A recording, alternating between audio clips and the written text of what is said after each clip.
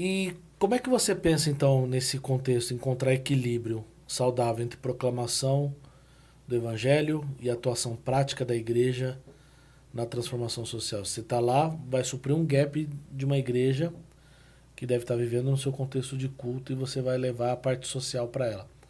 Como é que você espera que essa igreja consiga equilibrar a ação social, a transformação social com o seu ambiente de proclamação do evangelho? Aí eu vou adicionar, acho que a gente já meio até que tocou nesse assunto, mas assim, você acredita que muitas igrejas elas têm de fato uma visão limitada do seu papel na sociedade, concentrando apenas no culto e deixando de lado a sua responsabilidade pública?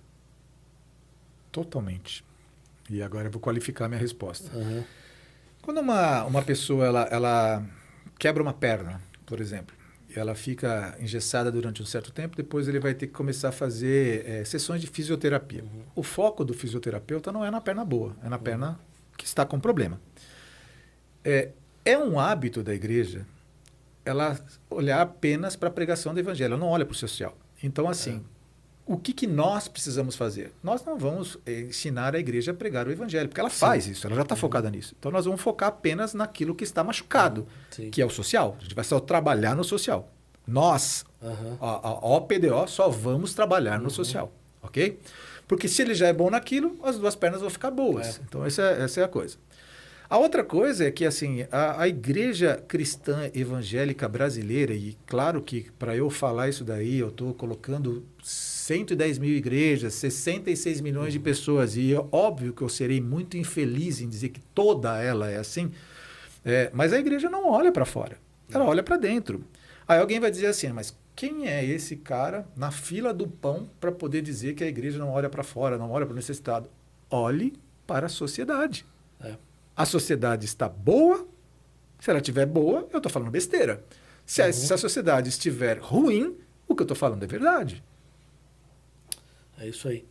E aí, como é que você enxerga, então, o papel profético da igreja diante das desigualdades sociais e da negligência histórica com a educação do Brasil? Olha, o profético nesse ponto, eu acho que é você se levantar contra uma correnteza, sabe? É você ter tudo indo por um lado e você está indo justamente do lado oposto que todos estão. E você apontar um caminho que não é um caminho fácil, né? E assim, a gente tem aquele The Chosen, que é a entrada, a abertura do The Chosen, né? São os peixinhos nadando tudo numa direção e aí começa a virar. Isto é o caminho, né? O cristianismo, ele é assim desde quando ele foi implantado, né? Desde quando, antes de ser cristianismo, desde quando ele começou lá com Abraão, desde quando já era totalmente contracultural, ele era totalmente... É isso que tem que ser, né? O que aconteceu em certo momento é que a cultura mundial foi uma cultura molhada pelo cristianismo. Nós vivemos, seres humanos, durante um período, alguns séculos aí, uma tranquilidade relativa. Só que agora simplesmente está mudando. A gente já não tem, a gente não tem mais esse clima tão estável debaixo dos nossos pés. É instável. Então a igreja ela tem que ser profética no sentido de se levantar e de apontar uma direção que é totalmente contrária ao que as pessoas estão ouvindo, né? Então, se não for assim, a gente vai ser amigo do mundo. E aí a gente vai lembrar do versículo que diz que a amizade com o mundo é inimizade com Deus, né? A gente está vivendo uma sociedade que caminha para uma sociedade pós-cristã. A Europa já está assim. E os Estados Unidos está caminhando para isso. Uma sociedade totalmente secularizada e que está colocando a fé de escanteio. Como é que você enxerga a igreja como papel profético, mas como é que você enxerga o PDO dentro desse papel profético da igreja? Olha, eu não tenho como não responder isso para você sem pensar no que está lá dentro do meu coração e é simplesmente fé. Se você fala para mim assim, de onde você tira isso? Eu vou explicar. Eu penso que o Brasil ele vai ser o celeiro do reavivamento mundial. E de onde você tira isso? Quando eu me converti, 32, 33 anos atrás, falava-se muito sobre isso no Brasil. Falava-se muito, os avivalistas, os evangelistas falavam sobre isso. E eu tenho ouvido muitas pessoas falando que o Brasil, diferente do mundo, ele não somente ele está quente, como ele continua ainda aquecido no tema da fé cristã. E quando você recebe pessoas de outros países e essas pessoas conversam com você, elas falam, vocês não têm ideia do que vocês estão vivendo.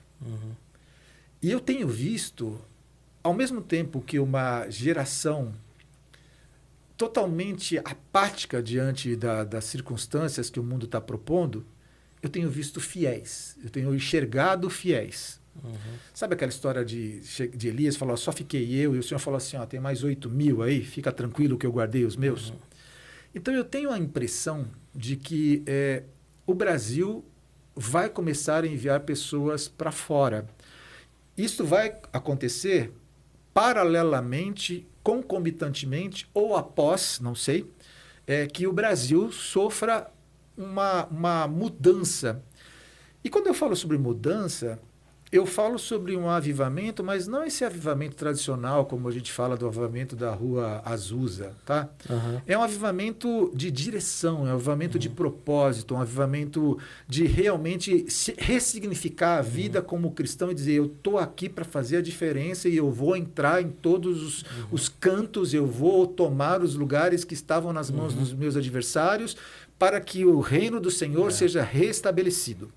Nesse sentido.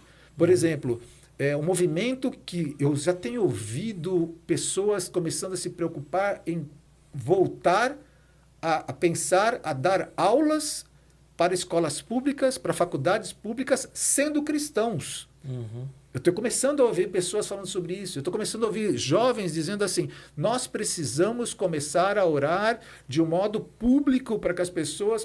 Eu estou começando a ver isso. Porque até então, o que nós tínhamos recentemente... eram pessoas dessa ideologia, dessas propostas, falando, gritando demais. E eu tenho a impressão de que, em certo momento, nós éramos o gado, conduzido por cachorros que mordiscavam as nossas pernas, nos conduzindo para os currais. Mas eu acho que uma ação de Deus está começando a acontecer. E eu acho que a OPDO faz parte dessa ação de Deus. Ela não é a ação de Deus. Eu acho que eu faço parte dos 8.000, sabe? Parte de um movimento. De um grande movimento de que outras instituições, outras ONGs, governamentais, não governamentais, seja o que...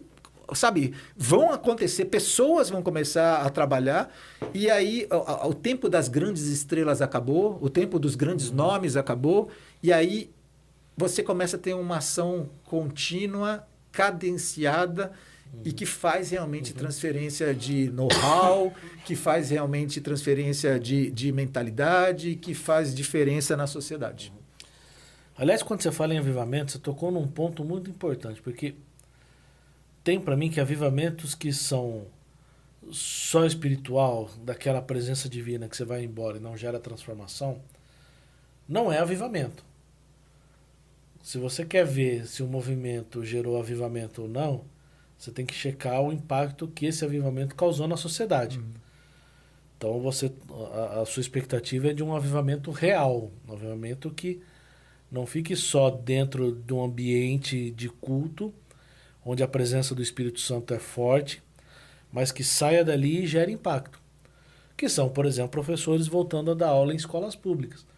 Até porque, por muitos anos para cá, o que a gente estava vendo é professores abandonarem as escolas porque estava muito difícil ser cristão.